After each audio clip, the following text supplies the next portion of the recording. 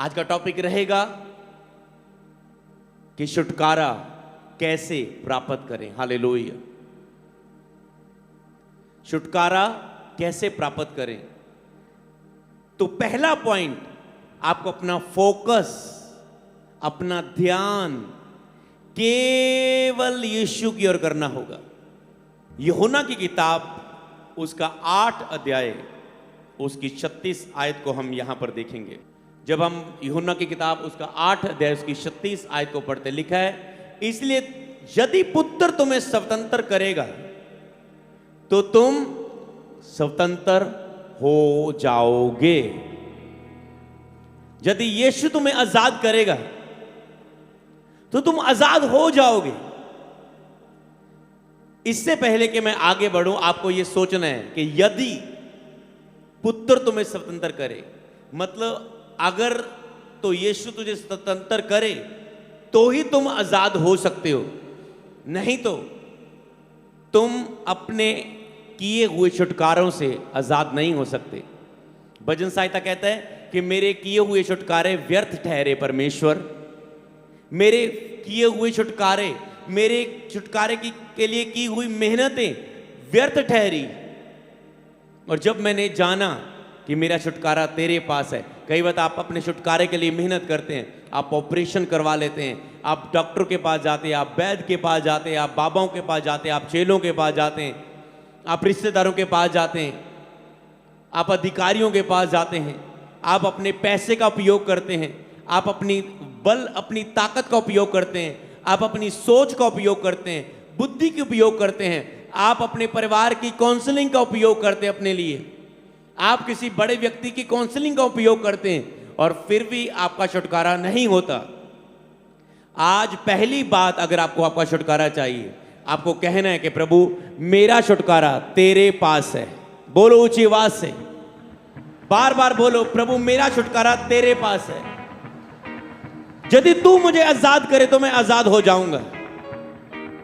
यदि तू मुझे आजाद करे तो मैं आजाद हो जाऊंगा। बोले मेरा छुटकारा तेरे पास है, मेरा छुटकारा सिर्फ और सिर्फ तेरे पास है। और आज मैं अपनी आंखें, दृष्टि तेरी ओर लगाता हूं, तेरी ओर लगाता हूं, सिर्फ और सिर्फ तेरी ओर लगाता हूं, प्रभु यीशु मसीह के नाम में। आमेन, आमेन, हालेलुया।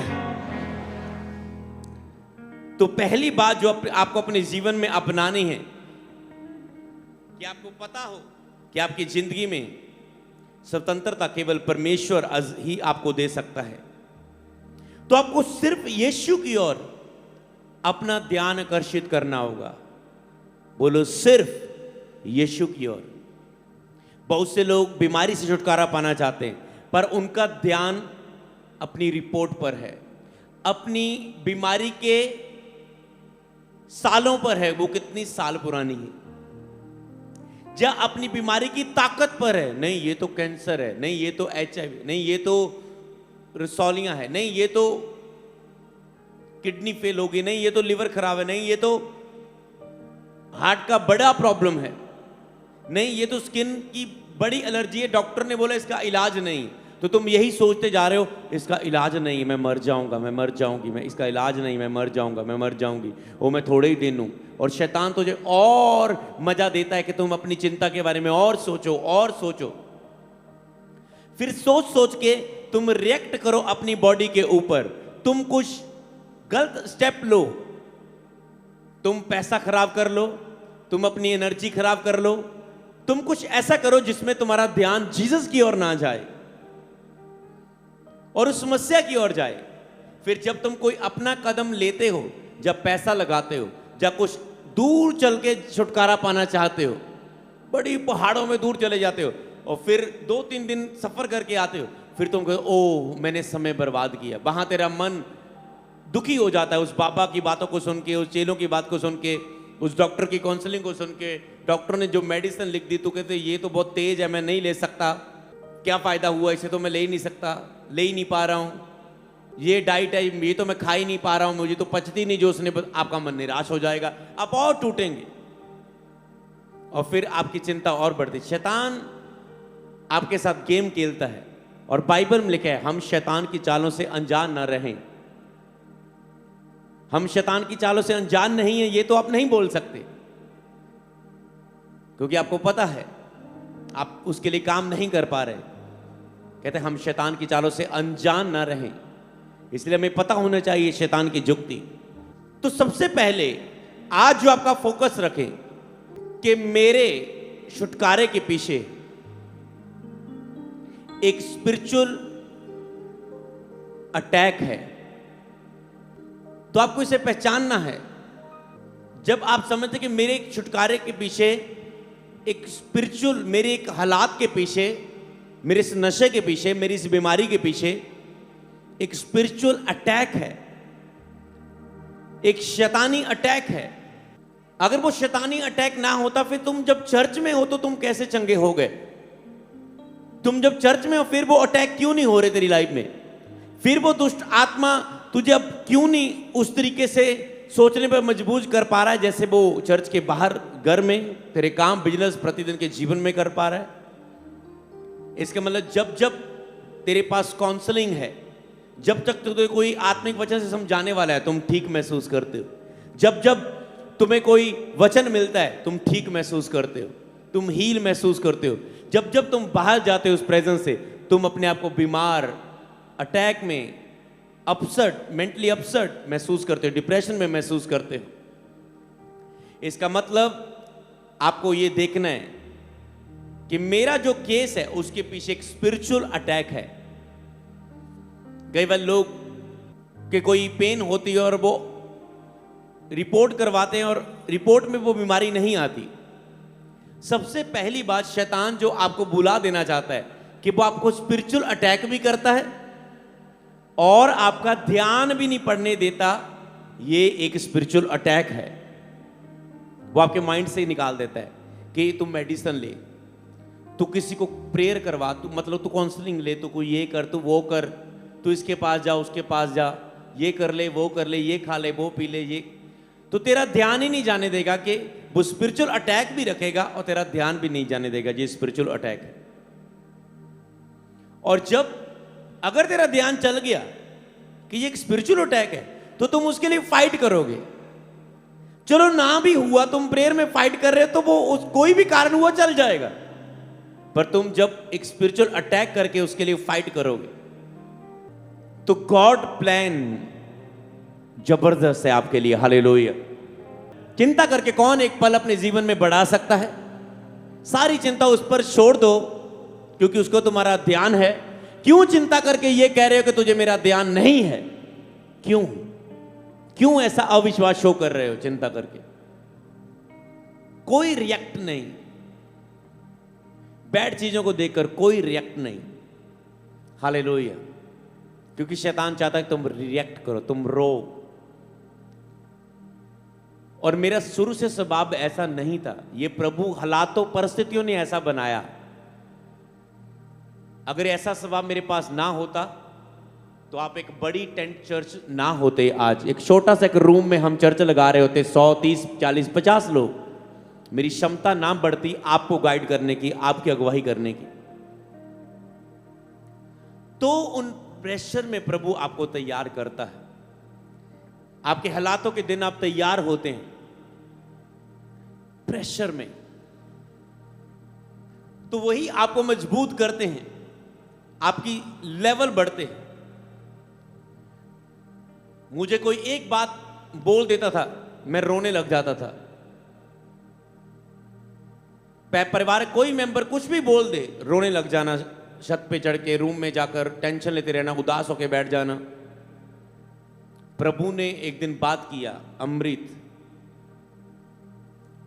कि अगर विपत्ति के समय तू साहस छोड़ दे तो तेरी सामर्थ कम है।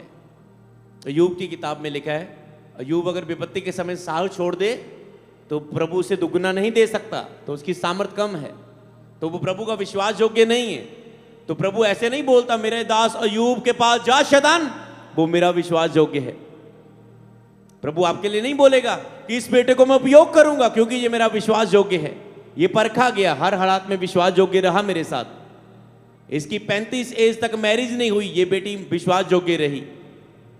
इसके 10 साल में बेबी नहीं हुआ, ये विश्वास योग्य रहा। इसकी 15 साल की सेवकाई में इसके पास बच्चा नहीं था, ये विश्वास योग्य रहा। इसकी 16 साल की सेवकाई में, इसके 11 साल में बच्चा नहीं था, फिर भी ये सेवा में विश्वास योग्य रहा। इसने सेवा नहीं छोड़ी, पीछे नहीं हटा। जो इतने कठिन हालातों में कि बच्चा नहीं है, सेवा कर रहे हैं, फाइनेंस सही नहीं है, सेवा कर रहे हैं, चर्च के लोग 15 से 4 रह चुके, फिर भी सेवा कर रहा है, छोड़ी नहीं, तो ये मेरे योग्य है, मैं इसे इस शहर की बड़ी चर्च दे सकता हूं। हालेलुया। तो प्रभु ने मेरे हालात ऐसे नहीं, छोटी सी बात में रोना। और एक दिन पवित्र आत्मा ने बात की, आत्मा का फल है संयम, अमृत। अगर तेरे अंदर संयम नहीं है, सहन शक्ति नहीं है, सेल्फ कंट्रोल नहीं है इन बातों पर, तो मैं तेरा उपयोग नहीं कर सकता। मतलब कि मैं पुलपट पर आने वाला हूं, शैतान आसपास कुछ भी करे तो मैं डर में चला गया, उदास हो गया, मैं अपने आप को जीत नहीं पा रहा हूं, क्योंकि हमें लड़ना पड़ता है अपने आप से, क्योंकि पवित्र आत्मा डरे हुए व्यक्ति को उपयोग नहीं कर सकता। पतरस जब पानी में डूबने लगा, डरा, प्रभु ने उसे क्या कहा? डांटा। पतरस ऐसे नहीं चलेगा, तू मेरी ओर देख रहा, पानी पर चल रहा था, तूने लहरों को देखा, तुम डूबने लगा। पतरस ऐसे नहीं चलेगा, मैं तो तुझे चट्टान बनाने वाला हूं, कलीसिया की स्थापना करने वाला हूं, तुझे मेरी ओर देखना होगा। छुटकारा तब मिलेगा जब जीसस की ओर देखोगे। हालेलुया। जब आपका फोकस जीसस होगा, हालेलुया, आपकी मंजिल तब मिलेगी। यीशु मसीह जब पानी पर चलते हुए आए, चेलों ने कहा भूत भूत भूत। यीशु ने कहा भूत नहीं, मैं हूं। उन्होंने कहा मेरे पास आने दो। कश्ती में ले लिया। जब कश्ती में उन्हें बिठा लिया जीसस को, तो कश्ती चमत्कारी तरीके से, ईश्वरी तरीके से वहां पहुंच गई जहां उन्हें पहुंचना था। काफी समयों के बाद वो स्पीड के साथ वहां पहुंच गई। हालेलुया। प्रभु ने ले गया। जब आप अपनी जिंदगी की कश्ती में जीसस को बिठाओगे, आपकी लाइफ में स्पीड आएगी, आप वहां पहुंच जाओगे, यहां पर खुदा आपको पहुंचाना चाहता है। हालेलुया। और तीसरी बात, अगर आपकी जिंदगी की कश्ती में यीशु मसीह है। एक दिन क्या हुआ, यीशु मसीह कश्ती में थे चेलों के साथ, नीचे सोए हुए, और तो तूफान आया। चेले कह रहे, ओ प्रभु, हम मर रहे हैं, डूब रहे हैं, मर जाएंगे, हम संकट में, तू यहां सो रहा है। यीशु ने कहा शांत शांत शांत। ओके, क्या है? चुप करो, बस चुप, और नहीं बोलना। बाहर आ रहे हैं, तूफान है, और सीधा तूफान के आराम से, कुछ नहीं रिएक्ट। तूफान के सामने वो बोलते थम जाओ, और वो थम जा रहा है। और चेले देख रहे हो, ओ प्रभु, ये कौन है कि आंधी और तूफान भी इसका कहना मान रहे हैं? ये मनुष्य नहीं है, ये कौन है? आंधी और तूफान भी इसका कहना मान रहे, कुदरत कहना मान रही है इसका। हालेलुया। अगर आपकी की कश्ती में यीशु मसीह है, आंधियां तूफान आएंगे। चेलों के साथ नहीं आए,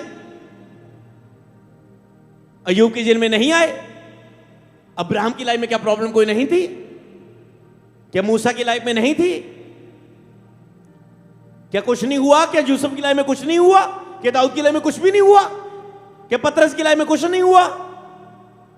हाँ, क्या प्रेरितों की कलीसिया को सताया नहीं गया? पतरस जेल में नहीं गया, पर कलीसिया ने लो लगा के प्रार्थना की, ध्यान लगाकर।